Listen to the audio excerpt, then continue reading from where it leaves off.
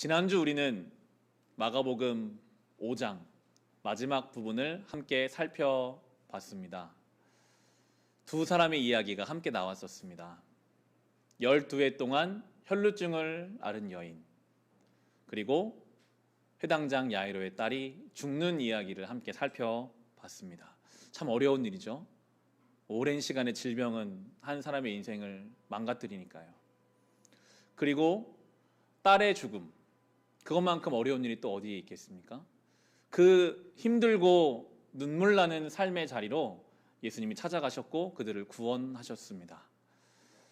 12해, 성경에서 12는 보통 완전수를 뜻합니다. 12년이라는 시간, 그것은 긴 시간, 그의 인생을 지독하게도 괴롭혔던 어려운 시간을 뜻하기도 합니다.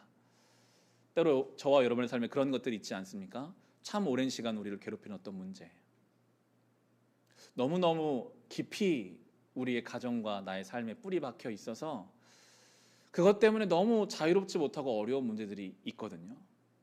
이 여인에게는 그것이 혈루증이라는 병이었습니다. 이것저것 다 해봤어요. 돈을 들여가지고 고쳐보려고도 하고 많은 사람들 찾아다녔지만 오히려 더 상황이 안 좋아졌다라는 성경의 표현이 있었습니다. 그런데 이 여인의 마음에 한 가지 믿음이 생기는 거예요. 내가 예수님이라는 그분, 가서 내가 옷자락만 만져도 이 병이 나을 것 같다는 그 믿음이 그 안에 있었습니다. 한 장 앞에 보셔서 5장에 마가복음 5장 27절, 28절 같이 한번 읽어보겠습니다. 이 여자가 예수의 소문을 듣고서 뒤에서 무리 가운데로 끼어 들어와서는 예수의 옷에 손을 대었다. 그 여자는 내가 그의 옷에 손을 대기만 하여도 나을 터인데 하고 생각하고 있었던 것이다. 이 여인에게 믿음이 있었습니다. 12년 동안 이것저것 다 해봤는데 안 됐거든요. 그런데 내가 예수님 옷자락만 만져도, 가서 안수기도를 받거나 대화하는 것도 아니에요. 그냥 내가 예수님 옷자락만 만져도 나을 것 같다는 그 믿음이 그 여인을 움직였고 실제로 예수님 옷자락을 잡았고 그 병이 그 순간 나았습니다. 이 여인은 바로 알았어요. 내 병이 나았구나. 그리고 예수님도 아셨어요. 바로 이어지는 30절 31절 같이 읽어보겠습니다. 예수께서는 곧 자기에게서 능력이 나간 것을 몸으로 느끼시고 무리 가운데서 돌아서서 누가 내 옷에 손을 대었느냐 하고 물으셨다. 제자들이 예수께 무리가 선생님을 애워싸고 떠밀고 있는데 누가 손을 대었느냐고 물으십니까? 하고 반문하였다. 예수님이 엄청나게 많은 인파 속에 계셨어요. 수많은 사람이 예수님을 막 밀치고 건드리고 그랬어요. 그런데 예수님이 갑자기 그러시는 거예요. 누가 내 옷에 손을 대었느냐. 제자들이 반문하죠. 예수님, 지금 엄청 많은 사람이 이미 예수님을 건드리고 밀고 있는데요. 제자들이 볼 때는요, 이 혈루증 여인이 만진 것이나 무리들이 예수님 만진 것이나 구별이 안 돼요. 그런데 예수님은 믿음으로 예수님을 만진 사람과 그렇지 않은 사람이 구별되세요. 그 여인의 마음, 나를 지독히도 괴롭혔더니 문제는 저분의 옷자락만 만지면 나을 거야. 간절하고도 확실한 그 믿음으로 주님 만졌을 때 주님 바로 아시거든요. 오늘 이 예배의 자리, 주일날 아마 수많은 사람들이 예배당에 나와서 예배를 드릴 것입니다. 예수님 옷자락을 만질 거예요. 그런데 그 중에는 그냥 믿음도 아무런 생각도 없이 형식적으로 떠밀리듯이 만지는 사람이 있는가 하면 이 여인처럼 내 인생의 이 문제 해결할 분 주님밖에는 없다. 간절한 마음으로 그 믿음으로 그 옷자락을 만지는 주님 아시거든요. 그 예배를 받으십니다. 바라기는 정말 우리의 이 예배가, 여러분 예배 나오는 거 어쩌면 별거 아니잖아요. 예수님 옷자락 만지는 게 뭐가 대단한 일이겠습니까? 그런데 믿음으로 하면 그것이 나의 삶을 바꾸거든요. 이 한 번의 짧은 예배가 우리의 삶에 지독히도 우리를 괴롭혔던 그 문제로부터 우리를 자유하게 하고 회복하게 하고 새롭게 하는 놀라운 능력이 될 수 있기를 간절히 소망합니다. 그 와중에 한 여인의 인생이 새로워지는 그 와중에 회당장 야이로의 딸이 죽었습니다. 여러분, 죽음, 죄로부터 말미암은 결과물이죠. 죽음은 참 무서운 결과를 내거든요. 죽음은요, 단절을 가져옵니다. 사망과 죄와 죽음은 기본적으로 하나님과의 관계를 단절시키고, 그리고 사람과의 관계를 단절시킵니다. 회당장 야이로의 딸이 죽으니까요, 너무나 사랑하는 이 아버지가 딸을 불러도 대답할 수가 없어요. 죽음에 묶여 있으니까요. 죽음은 관계의 단절로 우리에게 찾아옵니다. 죽는 순간, 그때까지 생명이 유지되고 있었던 그 육신이 죽는 순간 어떻게 됩니까? 부패하기 시작해요. 썩어갑니다. 소멸해 갑니다. 죽음은 유지와 생명과 자람이 아니라 부패와 멸망으로 우리를 이끌어가죠. 죽음이라는 강력한 세력에 이 소녀가 억압되어 있으니까 아무것도 할 수 없어요. 그런데 예수님이 달리다굼, 달리다는 어린 자녀를 부르는, 굼, 일어나라는 뜻이죠. 예수님이 그 사망 권세에 짓눌려 있는 소녀를 향해서 말씀하세요. 달리다굼, 따라 일어나라. 그 사망 권세를 뚫고 주의 말씀이 들려지니까요, 일어나요. 그 죽음을 이기고 생명을 경험하거든요. 41절, 42절 같이 한번 읽어보겠습니다. 그리고 아이의 손을 잡으시고 말씀하셨다. 달리다굼, 이는 번역하면 소녀야, 내가 내게 말한다. 일어나거라 하는 말이다. 그러자 소녀는 곧 일어나서 걸어다녔다. 소녀의 나이는 12살이었다. 사람들은 크게 놀랐다. 여러분, 이것이 신앙생활이지 않을까요? 오늘도 죄의 권세는 우리를 어떻게든지 하나님과 단절시키고 가장 연결되어 있어야 할 사람들과의 관계를 단절시켜 갑니다. 사랑하는 가족, 나에게 사랑하라고 주신 사람들의 관계를 다 끊어놔요. 저와 여러분을 말씀을 듣지 못하도록 뭔가 둘러싸고 있는 것들이 있습니다. 여러분 안에 짙은 우울감이 있으십니까? 미래에 대한 염려가 있으십니까? 건강으로 인한 상심과 낙심이 있으십니까? 어떤 형태로든 마치 이 소녀처럼 저와 여러분을 하나님의 말씀으로부터 단절시키는 뭔가가 있어요. 그런데 우리의 신앙은 그 사이를 뚫고 들어오시는 주의 말씀을 듣고 생명과 은혜를 경험하는 게 우리의 신앙생활이거든요. 정말 바라기는 우리의 매일매일의 신앙 속에 주의 말씀이 들려져서 그 무엇도 막지 못하는 주의 말씀이 우리의 심령을 새롭게 하고 소생시키고 온전케 하는 은혜가 저와 여러분 가운데 있기를 주님의 이름으로 축원합니다. 그렇게 예수님은 모든 사역을 마치시고 이제 오늘 본문 6장에서 고향으로 가십니다. 6장 1절의 말씀 같이 읽겠습니다. 예수께서 거기를 떠나서 고향에 가시니 제자들도 따라갔다. 예수님의 고향 갈릴리 나사렛으로 가셨습니다. 보통 예수님이 30에서 33세까지 공생애를 하셨다라고 보기 때문에 30년 가까이 고향에서 사셨어요. 잘하셨어요.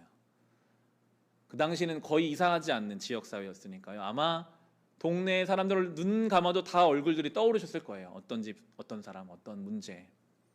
예수님이 고향으로 가시니라는 단어에 저는 그런 마음이 들더라고요. 예수님이 고향 땅에 있는 그 옆집 사람, 앞집 사람들을 생각하시면 그 사람에게 정말 하나님의 복음이 필요한데, 그 집에 정말 하나님의 은혜가 필요한데, 예수님이 아시는 그 모든 집에는, 모든 인생에는 복음이 필요해요. 그래서 예수님이 가셨어요. 그래서 하나님 나라를 가르치십니다. 2절 말씀 같이 읽겠습니다. 안식일이 되어서 예수께서 회당에서 가르치기 시작하셨다. 많은 사람이 듣고 놀라서 말하였다. 이 사람이 어디에서 이런 모든 것을 얻었을까? 이 사람에게 있는 지혜는 어떤 것일까? 그가 어떻게 그 손으로 이런 기적들을 일으킬까?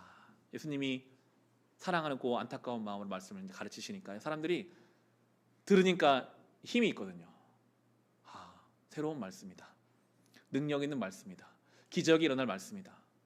예수님의 말씀이 힘이 있거든요.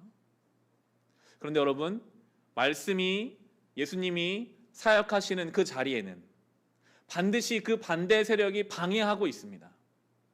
어떻게든지 그 말씀이 들어가지 못하도록, 어쩌면 지금 이 시간도 그렇게 역사하고 있을 거예요. 말씀하시는 중에 이 말씀이 들어가지 못하도록 방해하는 세력이 있거든요. 3절에 보시면요, 이 사람은 마리아의 아들 목수가 아닌가? 그는 야고보와 요셉과 유다와 시몬의 형이 아닌가? 또 그의 누이들은 모두 우리와 같이 여기 살고 있지 않은가? 그러면서 그들은 예수를 달갑지 않게 여겼다.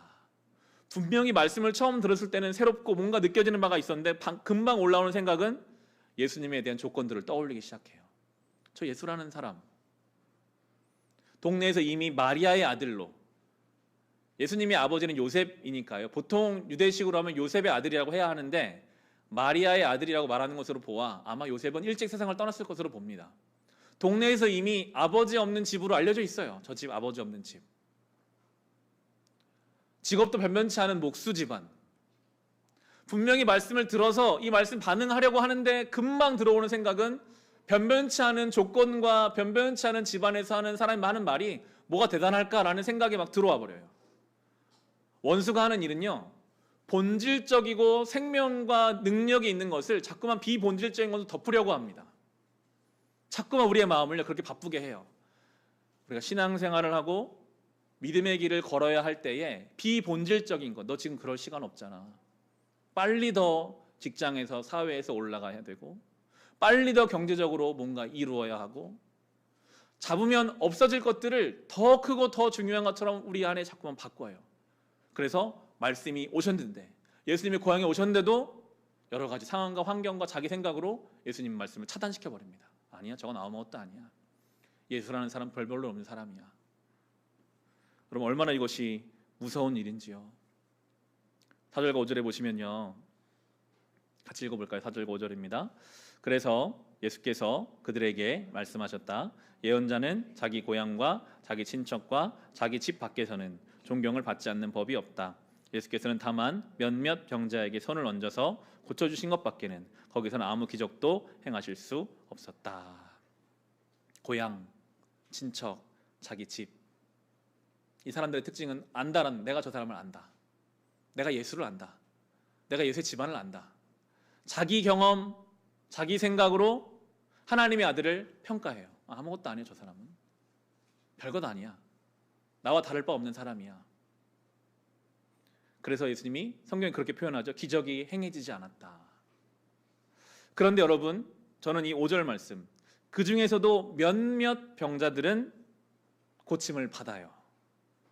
저는 그 사모하는 마음이 생기더라고요. 어차피 우리가 사는 이 시대는요, 은혜받기 어려운 시대입니다. 그런 뉴스가 들려오잖아요. 또 교회를 통해서 전염병이 퍼졌다. 그냥 그런 이야기를 또 듣고 또 들을 때마다 우리의 마음은 불편해요. 내 주변에 예수를 믿는다고 하는 사람인데 그의 행실을 보면 믿는 사람 같지 않을 때 우리의 마음이 딱딱해지죠.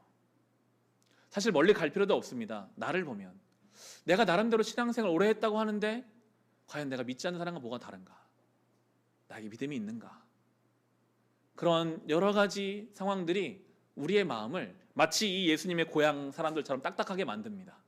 그렇지만요, 그 예수님의 고향 몇몇 병자들은 그 혈루증 여인처럼 믿음으로 예수님을 찾아갔고 고침을 경험했어요.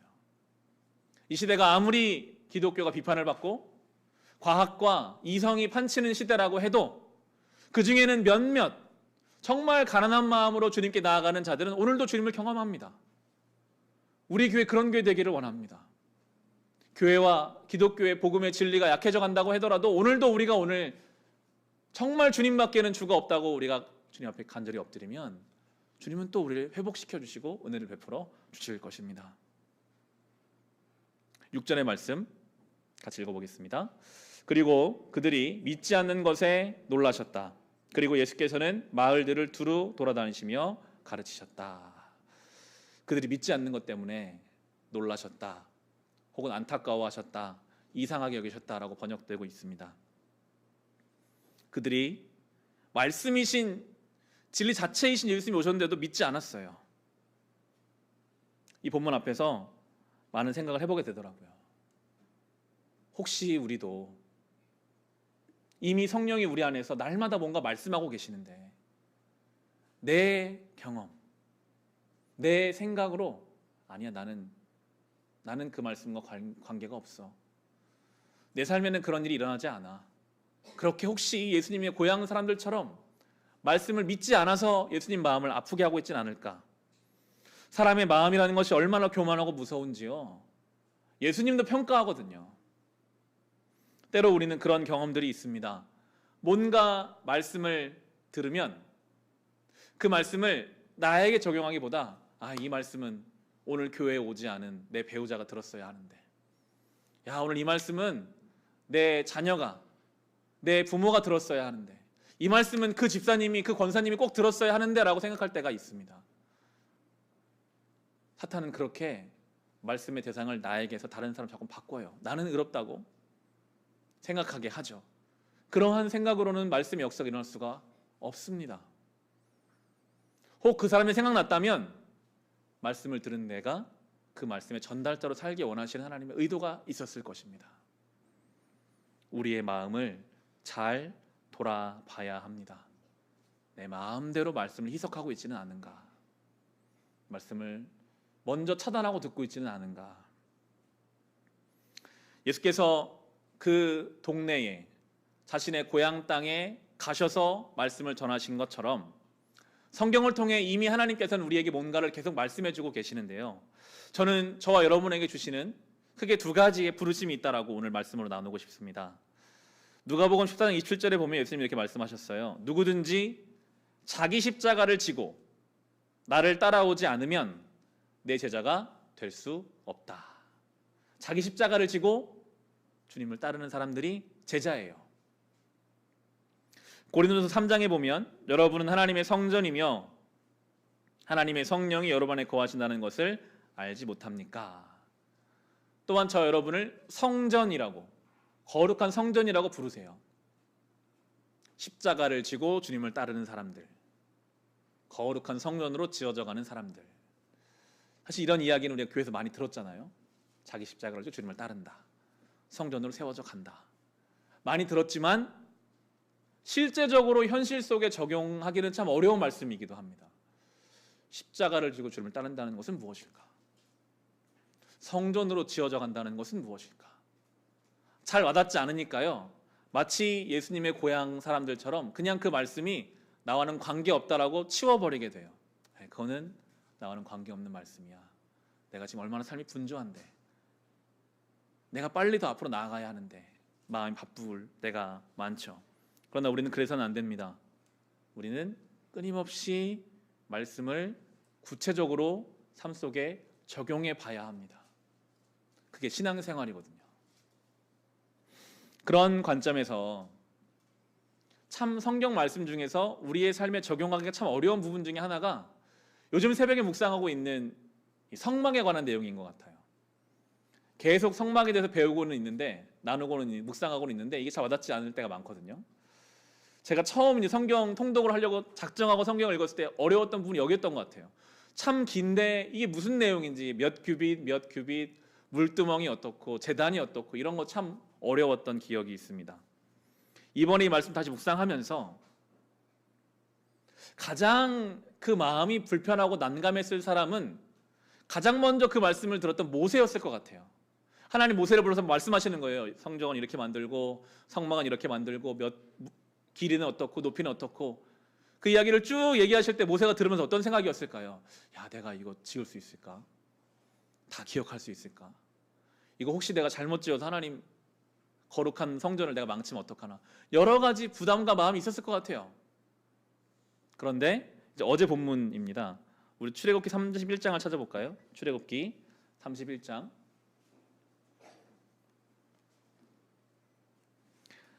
1절에서 3절입니다. 출애굽기 구약성경 117페이지에 있습니다.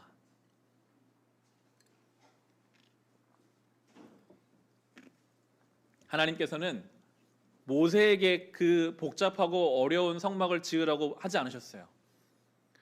부살렐과 오홀리압이라는 사람을 통해서 짓게 하시거든요. 우리 한번 읽어보겠습니다. 1, 3절입니다.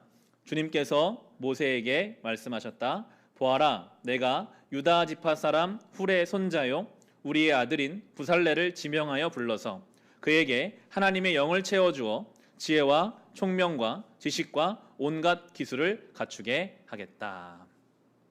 하나님이 모세에게 말씀을 다 하셨죠. 이건 이렇게 짓고 이건 이렇게 지어라. 아무리 들어도 이게 들어서는 잘 형상화되지 않는 그 하나님의 성막을 부살렐을 통해서 내가 짓게 하겠다. 내가 능력도 주고 지혜도 주고 다 줘서 그를 통해 짓게 하겠다라고 하시고요.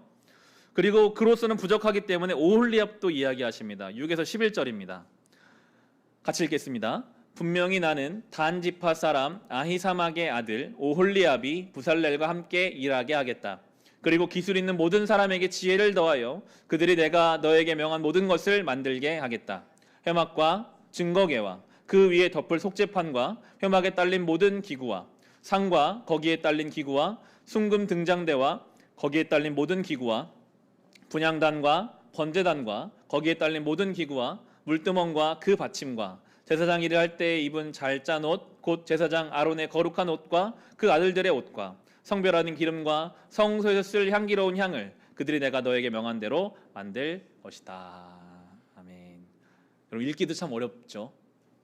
이게 무슨 모습인지도 우리에겐 잘 형상화되지 않는 것들을 말씀하시면서 이것은 모세야 너가 만들 게 아니라 내가 다 준비하고 능력 주는 사람들이 부살렐과 오홀리압을 통해 내가 지을 것이다 하세요.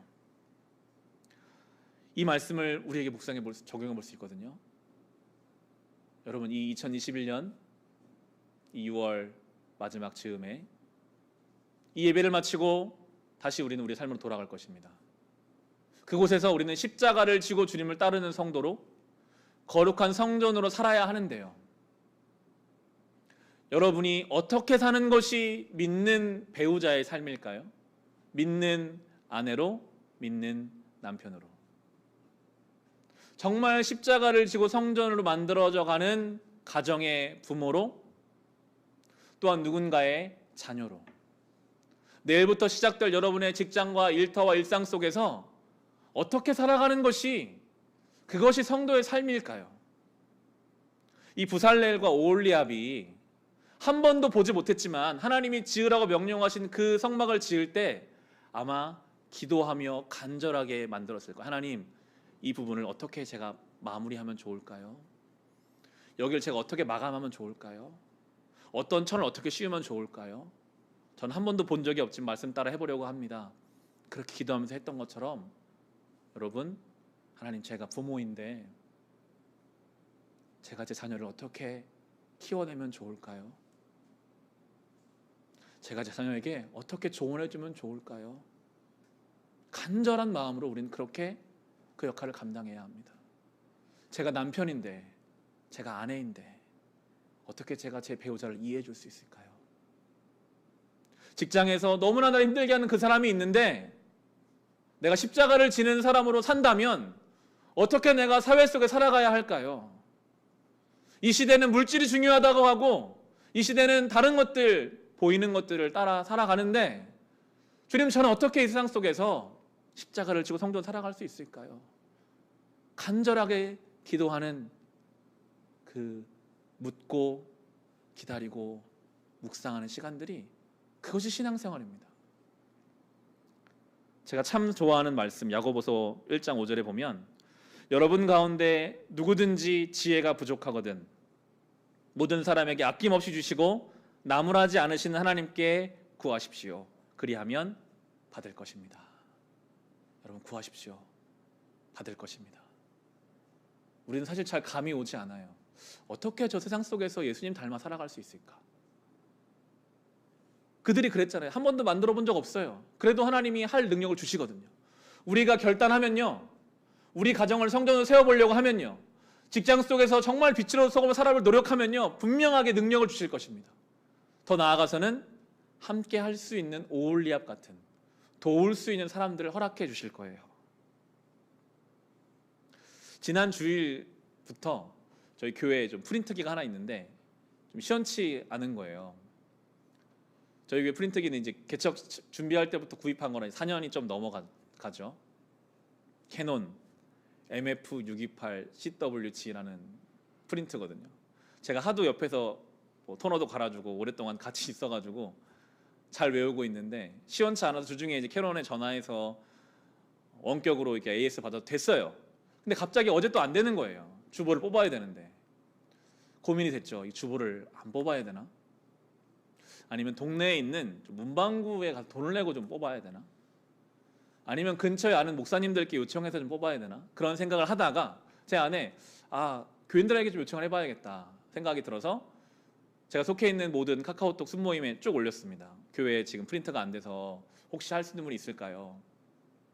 그렇게 요청을 하고 불과 2분 만에 여러 성도님들께 연락이 왔습니다. 목사님, 제가 인쇄할 수 있습니다.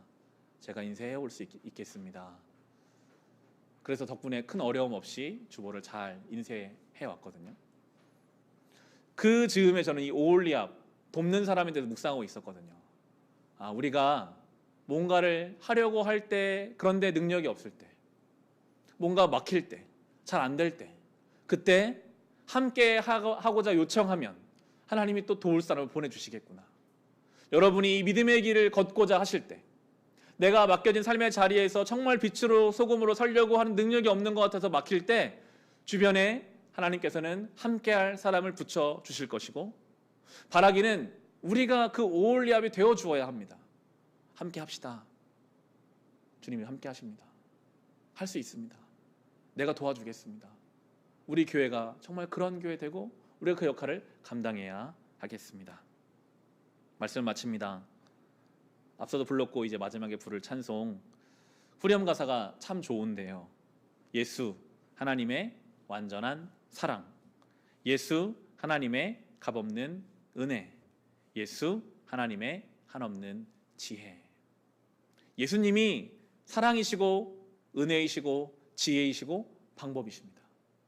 부살렐과 오홀리압, 물론 그들을 통해 일하셨지만 그들과 비교할 수 없는 우리를 도우시는 보혜사 예수 그리스도 성령이 오늘도 우리와 동행하십니다. 여러분, 다시 시작하는 이 한 주를, 여러분 앞에 당면한 모든 문제와 결정들을 할 수 있는 한 최대한 예수의 십자가를 통해 바라보려 노력해 보십시오. 어떻게든 주님 앞에 그 문제를 끌고 가서 주님께 내려놓으려고 해보십시오. 그럼 반드시 주님이 우리의 지혜가 되어주실 것이고, 방법이 되어주실 것이고, 힘이 되어주실 것이고, 우리와 함께해 주실 것입니다.